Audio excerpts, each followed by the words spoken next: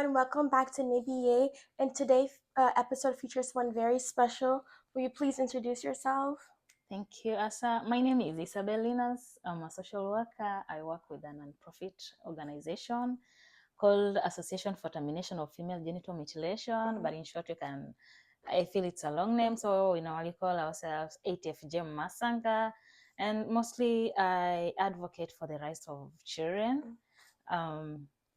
I deal with FGM, that is female genital mutilation. It's a tradition imposed on young girls as a rite of passage, and with many effects that are associated with it. I work to create awareness in the community, in schools, through local media campaign. The aim is to end female genital mutilation in the community, and I believe in Tanzania also, because there are so many communities practicing it for various reasons. So I believe through creating awareness, when people get to know the harmful effects associated with it, we can end it. So I feel like in America we hear a lot about FGM, female genital mutilation, and you hear a lot about it in West Africa and whatnot. But I feel like from my perspective, when we hear about it in the U.S., it's more so like this is a bad cultural practice. But no one really understands that there's levels to FGM. You have like level 1, level 2, where it depends on like how much you're being cut. So can you tell us exactly what is FGM? Okay, when I say FGM, in our community, it involves cutting the clitoris. Yeah, and there's some other communities that do the pulling to make it longer. But for us, in my community, they literally cut the clitoris. Yeah. And what kind of tools do they use? They use the laser, and initially they used to use knives, but they progressed. Now they use laser blade. And who are the people that's doing the cutting? Okay, the mutilators are the old women in the society, and they are prepared by the elders. But also, they do it every 2 years. As so they prepare, and they cut the girls at the age of 10 and beyond. So the mutilators are the older women. Okay. Yeah. And then with the older women, are these women who are like nurses, doctors, or? No, they're not specialists. They are just normal women, no special training attached. And also, when they're cutting, they're not like wearing protective gears like gloves. It's just like one-on-one, and so. Yeah, so in my culture, we call the woman who does the cutting like, but naturally we call the practice of cutting ibegitiako, which translates to washing your hands, and is basically this thing where it's believed that it's a good thing. This is a righteous for women to be pure, to be clean. This is for their protection. So, what would you say about that in your culture? What is it seen as? Like, what is the purpose of FGM? Okay, in my culture, we call it a sorrow, and the main purpose of it is a rite of passage. Like it's a stage where young girls pass from childhood to adulthood. So regardless of the age, they after you undergo FGM, you are regarded as an adult. Yes, and we're having a conversation where I told you that I personally got cut when I was like around a year old. And you told me about someone who you know that got cut around like 15 years old. So what is the age? Is there an age limit for you guys, or usually it's older kids? Okay, they start from the age of 10 and beyond, like I said. So like they for other communities they do it at a younger stage, but for us we start at 10 years old and beyond. It could be even 25 years. Oh wow. Yes. Yeah. Can you tell me the story of how you told me about the girl who was cut recently and they did like a parade for her, like the idea of having a parade after a cut? Like, can you talk more about that story? I witnessed how my younger sister was forced to undergo FGM. I couldn't save her. As for me, I narrowly escaped the cut, and that's when my organization started in 2008. Okay. So we were rescued by Daughters of Charity Sisters, and we stayed in their place. And then they saw like there's need to have a shelter where such girls who don't want to go undergo FGM can have a place to stay during that cutting season. But when it came to my younger sister, she couldn't like manage to escape. I couldn't help her. I was helpless and powerless. and they just forcefully took Mhm. her, and they took her to the mutilator, and she was cut. And I'm like, Mhm. she's never forgotten the act. And I also, it pains me. And I Mhm. said, I couldn't save my younger sister, but I Mhm. could save someone. And that Wow. gave me a passion to Mhm. be an advocate to the young girls in my community. And you say that you escape. What does it mean to escape Like, I FGM? didn't undergo FGM. How were you able to escape it? I ran to those sisters because Mhm. I used to see after the cut, Mhm. they're walking along the roads, Mhm. others are celebrating, Mhm. traditional songs are sung, Mhm. and the girl is bleeding, a lot Mhm. of blood, and they just don't care. For Mhm. them, it's a celebration, whether you are in pain or Mhm. what, they don't. And even some, to an extent, they faint because of losing excess blood, Mhm. but the community doesn't care. Like, they will take you to a hospital and you'll Mhm. be attended to, and yet and again the celebration will go on, and I'm like, oh my god, I wouldn't want to go through this. So during the celebration, so the girl, is it like where the girl gets cut and she automatically gets into the parade, or is it like she gets cut and like maybe a few days later they have the celebration? No, like, after they escort you Mhm. with the songs, and those songs are when you are being taken for the cut, Mhm. they're like abusing you, Mhm. like it's like they want to make you like be eager to be like you desire for that cut, so they're Mhm. abusing you, like you're Mhm. ugly if you're not undergone. Mhm. And after now the cut, they start Mhm. praising you, like you become Mhm. sweet, Mhm. you're honey, such, Mhm. they call you sweet names. Mhm. And after the cut, the celebration continues, so they Okay. dance Mhm. from that point where you went Mhm. to be cut up to home. They bring you home, and then Mhm. they cook, they eat, Mhm. they leave you there, and they give you Wow. presents like money and some Oh clothes. wow. Yeah. That's so interesting because from my experience is totally different. Like in Mm-hmm. our culture, there's no celebration. Mm-hmm. It's just you get your cut and then you're like just something just done and then you just move on from it. And from my particular story, it was when my mom did not want me to get cut because I was very sick. She did not want me to get cut, but it was my father's side, my in-laws, that were really like adamant, like I need to get cut because if I don't get cut, it's bad for the family name. And then so they took me and I got cut and I was a sick child. So I got really sick to the point where they were like my aunt got scared that this would be the end of me. And I remember I was talking to my mom about it and she said that my aunt was like, this will not take my name. So I think it's interesting how it seems like women are doing the cut-in, women are doing the celebration, like women are the pillars of FGM.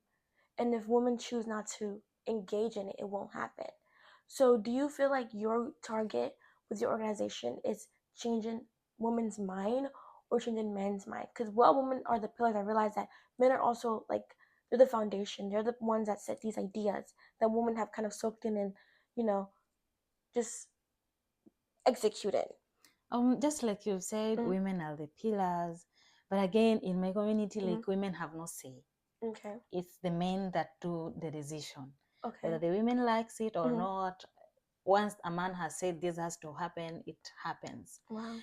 So like the traditional elders, Mm, it's all men, mm, and they do the decision, like, this year we're going to have the FGM like oh celebration. wow. So women have no say, and that's why, Mm, like, in our activities, we incorporate both women and men. mm, At the same time, we tell the women the harmful effects. We also educate the men. Like, you're the like you're the ones who make the decisions. So mm, please don't make decisions that hurt women. Yeah, mm, and they should also, like, we try to bring them mm, to bring to like to bring them together. Let mm, the women say what they feel about FGM, and mm, let men say what they feel about FGM, and we mm. come to a common thing. Yeah. Okay, before we, because I really want to discuss how you're combating this, Mm-hmm. but I'm still stuck on your story of how you started your sister and you being able to escape from FGM. So just tell us more about like the startup of your whole like advocacy, the organization you're a part of. Like I'm very intrigued by it. Oh, okay. After I escaped the cat and ran to the sisters, I couldn't continue staying in my own community Mm-hmm, because of the pressure and the insults. So I had to be taken to a boarding school mm-hmm, outside my district. mm-hmm, I stayed there for 6 years, and then I went to secondary school mm-hmm, and blah blah blah. So I finished when I finished my university, I said I should go back to my community because I never saw a lady or a girl who has not undergone the cut and came back to the same community to try to advocate. I felt like I need to do something different.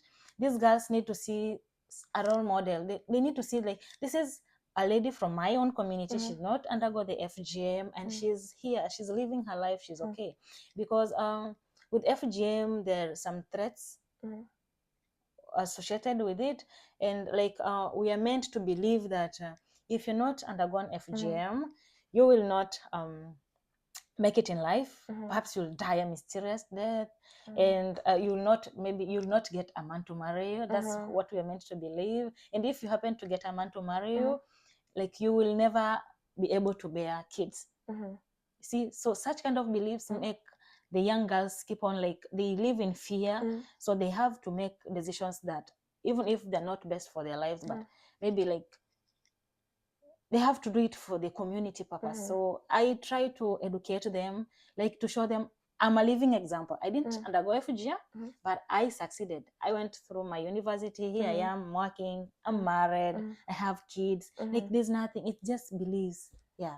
Wow, that's very powerful. Thank It's you. your mother. Thank you. And how is your position as a mother, as not wanting to have your future kid or your current kids go through FGM? Do you feel like if you're still in your community, do you feel like you can, because you couldn't save your sister, but do you feel like you could save your kid? Yeah, I feel as a mother, when I look at my baby girl and I'm like, oh God, she should not go through such a thing. But she's still so young, she's just 4. Meanwhile, I can save other girls. Okay. That's why I go to schools, I do advocacy. And when it's cutting season, I start rescue missions. So I rescue them, I bring them to the shelter and they stay there. After that, I go back to their families. I try to talk to their parents. Like, let your children make decisions. So long as they're not harmful decisions, please just let them hear them up. Like respect their ideas, you see. But like in my society, kids, like we have no say and they're not allowed to speak when the elders are speaking. It is regarded as a disrespect to the parents. So I try to educate the parents, like sometimes sit and talk with your children and hear their view about some things. And when they decide I don't want to go through FGM, please respect it. Yes. Yeah. And then with that, do you have any success stories, or how is it trying to kind of manage the parents and trying to convince them to let their child not have to go through this? Okay, we have some success stories whereby in the long run, some parents accept their children back because they use it as an excuse that if you've not undergone through FGM, I will not support you academically. I'll not provide for you anything. So like, and I don't want to associate with you. You're not my child anymore. And I try to like build some rapport, and some parents accept their children back. In a few cases, others reject them completely. Like now we have 36 that have been rejected completely. We have them in our organization. They're supporting them, but we believe as they grow, they will be a change generation whereby we won't have to put that much input to try to educate the society, because if I didn't go through FGM, automatically my child will not go through it. So it's like we are trying to have a completely changed generation. And do those girls where their families completely don't take them back, do they ever go through FGM to be accepted back into their family? Have we had those cases? Yeah, we have a few cases. There are some that they decided, no, it's enough is enough. Let me just do what my parents want for me to be, like, to be able to be supported, because okay, we depend on donations, and when we don't have enough to support them, some just say like, let me just do it. It's just, let me just accept it and I continue living with my family, because we also wouldn't want children to be refugees in their own homes. We prefer, like, we love when we see children living together with their parents. So we try as much as we can, we educate them, and once they're in the university, they are able to stand for themselves. So only a few cases whereby girls say like, let me just go for the cut. Yeah. And if they choose to stay, so do they stay in a shelter until they're old enough to attend university, or how do you guys navigate that? Okay, we send them to various schools because we also see like there was a case when we sent a girl in the nearby school and the parents came and grabbed her by force and she was taken for the cat. So like we tend to send them to boarding schools far away from their families, far away from the challenges and insults, whereby it's other communities that don't practice FGM, and we feel there they will have a lot of peace. So they finish their schools when they are away from their families. They only come back when they're finished a university. Like right now we have our lawyer that we work with in the organization is a product of that organization. Oh, wow. She was supported right from primary school up to university, and now she's a lawyer, and we're happy about it. Speaking of law, do you ever have a situation where maybe like the local mayor, or I don't know how you guys, the leadership position works in your country, or where you're from? Do you ever have a position where you feel pressure from like the local government? To us, we get support from the government, but a few local government leaders are supporting FGM, but mostly politicians, like they tend to use FGM as an excuse, and they tell people like, if you elect me, you'll continue with your culture, and so like that affects also our way of doing the work, like trying to achieve what we want. But some leaders are good. They help us even during the follow-up sessions, because we like to do follow-up after we reintegrate the girl back to their families. We also like do a follow-up. How is she going on, and school-wise. But a few local leaders, you find that they do the cut to their girls. So like it's a contradiction. The law should protect the society, but when the law is against the society, we're It's confused. hard. Yeah. So, But you guys are not focused on changing the policy. They're more focused on starting from the bottom up. oh, okay. We are trying. We also believe like change is a gradual thing, and even if we change the law or the policies, how they should be implemented, if the community members are not willing to change, it's like we're doing nothing. Yes. As much as we try, like our main focus is to change the community's perspective, and as we do that, we also advocate for the like policies. So that's why we even trained protection committees from the village level to district level, so that they'll be able, like it's a committee where GBV cases are reported, and we get information, and we link them to relevant authorities. So we believe through that we can work together. As much as we work to work on the change policy, we also change the mindset of the community members. Yes. Yeah. And do you feel like you've seen like subsequent changes in the communities, like the minds of the men, the women, the parents? Okay, there has been a change. I love it when a man is advocating for the rights of the young girls, and a man is saying like, when you cut them, we don't enjoy the sex, we don't do it, like we just do it because she's my wife, but I don't enjoy it. And in most cases, like in my community, you find that a man has got like more than 2 wives, and like this, the second or the third is not cut. So I'm like, why did you do it? And you are at the same time in your community want the girls to go and they're like, I didn't know, and now I have tested, I feel there's a change, so I want to go this other part. And now they help us also, like to try to educate their fellow men, like let us not advocate for this thing like the cat, let us advocate against the cat. Yes, that's so important. I remember when I learned about my own FGM, because I didn't really know. I learned about FGM, but like knowing that you are a victim yourself changes the whole perspective.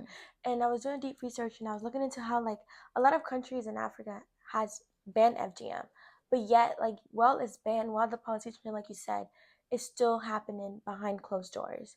So is FGM banned in Tanzania, or is not? It's just not banned. Like there's no that like a complete say that FGM is illegal. See, and there's a time when we were like trying to advocate for a change in the Child Marriage Act.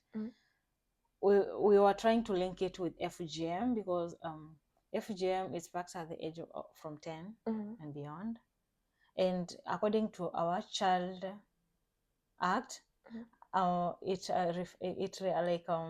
child is anyone below the age of 18. But at the same time, the marriage law, like marriage act, like it allows a girl to get married at the age of 14 if the parent give the consent. Okay. So like there's a contradiction.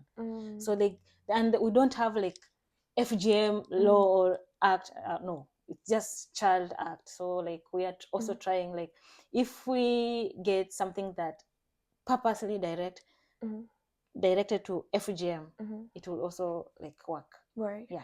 And I feel like it's so important that you're able to speak out about this, because I remember when last year, it was my first year of college, and I wanted to like join this pageant thing the African Student Organization had planned.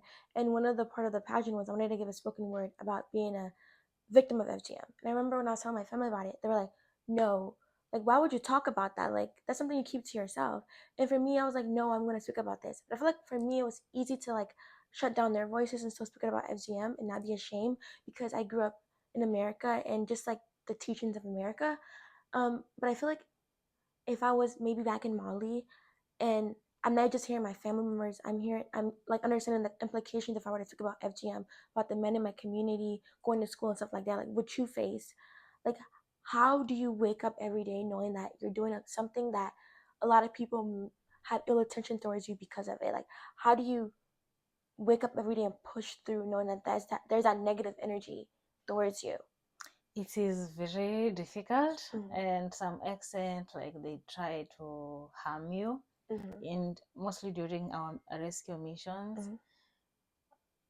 Like I sometimes have to like use the policemen like to accompany me because they are brutal and they are, oh my god. So like you have, it calls for courage to be able to stand in the community and your own community, Yes. talk against your own culture that has been there ages and ages.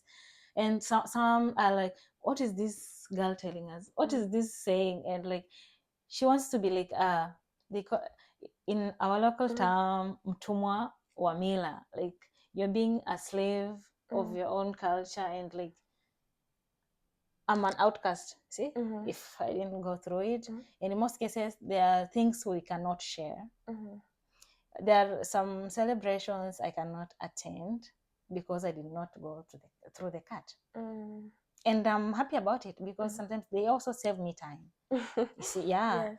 because we waste a lot of time in preparing for this FGM. We use a lot of resources because a new mattress has to be bought, a new blanket has to be bought, food, goat has to be slaughtered, and like if I use these resources like to educate my child, I'll get more results than I use this one like one time thing and they get to eat and celebrate and it's done. So I have to have that courage to be able to stand against it, and most of them are against me, and I feel like so long as I'm doing it for the right purpose, I'm doing it to save that young girl who is not able to stand for herself. I mean, it's okay. Yeah, regardless of the negative energy from the community members. Wow. Yeah. And I feel like it's so hard though, because when we're talking about these things, people back home see it as like, oh, you're criticizing your culture, you're praying to the white, like praying to the white men, the white like Western culture. I realize that because a lot of my talks is about feminism and why feminism should exist in Africa. But I realize I'll get so much pushback because people are like, oh no, you're just from the West, like, you don't know what you're talking about. I'm like, no, I grew up in the West, but I'm from Africa, Mali, and all my family's back home, so I know how the system works. And what I realized is so hard to make that change because people, like, we just can't seem to separate being able to appreciate our culture and also realizing that certain aspect of our culture can be problematic, and we can change that without not denouncing our culture or being ashamed of our culture. And I feel like there's a gray line, and it's hard to get people to like come together to be like, yes, our culture is amazing, but FGM is a part of our culture, but it's not good. So let's get rid of FGM, but we can still have our culture. Yeah. And also like there's alternative rite of passage. Exactly. Yeah. Like I even try to talk to those elders, and I'm like, if you want like to make this thing as a celebration, we could organize for something different. If we want to like do a celebration for these young girls as a rite of passage, we could organize something big. We prepare the gifts, people come together and like they graduate, because even after FGM, there's that period that like just roaming around, walking, they're not allowed to do any work. Even the utensils, they're not allowed to wash their clothes. Everything is done for them. And after that, there's that period now, it's like celebration, graduating ceremony, whereby they also get to dance on the streets and they walk all over. And I feel like we could organize something as a community whereby at the age of maybe 15, they come together and we do a celebration for them. We gift them and we say like, oh, and they should also like go through some classes, like for you to be a good adult, you have to do this and this. For you to be a responsible parent, you have to do this and this. That's helpful, rather than just doing a cut without education provided and that person is an adult. Yes. Yeah. So I feel no importance of doing the cut for the sake of being an adult. Wow. Yeah. And what do you think, like honestly, why do you think these men in the communities are pushing FGM? Because I can't seem to understand. Firstly, in my community, to me, after the many talks I had with these people, like the mutilators and the traditional elders, it's a source of income to them. Because every girl pays 20,000 Tanzanian shillings. And I'm like, let's say every cutting season we have 20 or 2,000 girls mutilated. How much is that? And I think that's why they cling on, like FGM has to go on. And there's a time even when we took them for some trainings, like on like how to be entrepreneurs, like business wise, what they can do, and we even gave them capital. You see, to go and set up business generating income. And I'm like, after 1 year, they came and said, the money you gave us, it's over. The cows you gave us like to do the milking were stolen. So they want more money. If you don't do that, we go back to FGM. And surely they went back to FGM. Wow. So it's a source of income to them. Wow. Yeah. I'm lost for word. I had no clue that was one of the primary reasons that why FGM exists. It's a source of income. Wow. To the mutilators and traditional elders.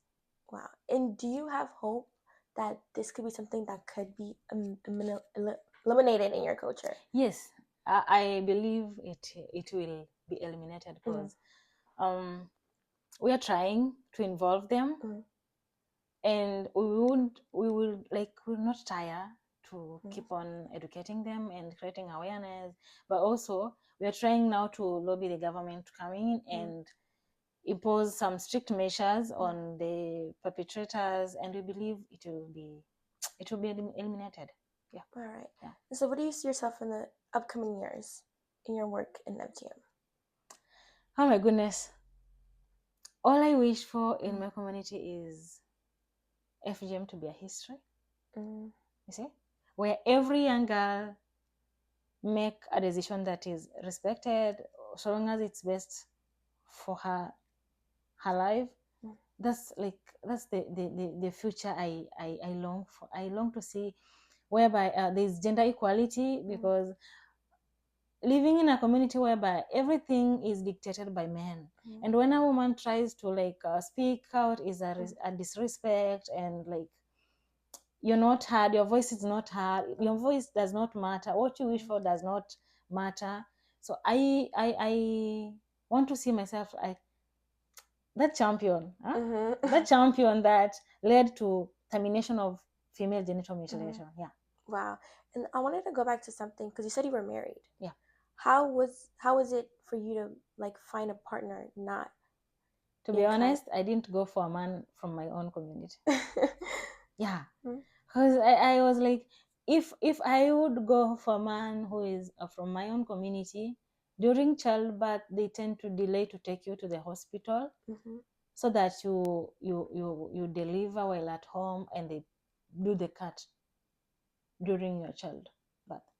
Yes, it is that serious. Wow. So like I said, I rather go to a different community that have got different culture, that they don't do FGM, and from there, like, I'll get that full support, and he surely supports me. So I'm like, I also tell these girls, like, to be honest, you don't have, like, it's not a must to be married to your fellow community member. Let's exchange culture, and by that we eliminate the bad and we incorporate the good. Wow. Yeah. Okay, and then so what would you advise us to do as people who maybe like are not on grounds doing the work you're doing, but want to make some kind of difference? Please continue the advocacy, and I believe if every country that there is FGM in it, if we come together and decide on one thing, we will do something. Because like we deal with cross-border issues. FGM, like where I work, we border Kenya, and when our side is strict on FGM, they cross the border and they do it from the Kenyan side and they come back. So like if all countries that have got FGM cases, we come together and we work like towards ending it, like I feel like there should be a coalition. Yeah. Okay. Yeah. Wow. Thank you so much. You're It was welcome. really wonderful learning from you and hearing about you. Is there anywhere people can find you? Yes, on Facebook, I use Isabel Linas, Instagram, Isabel the Champion, LinkedIn, there's a link. So like, yeah. All right. Thank You're you. welcome.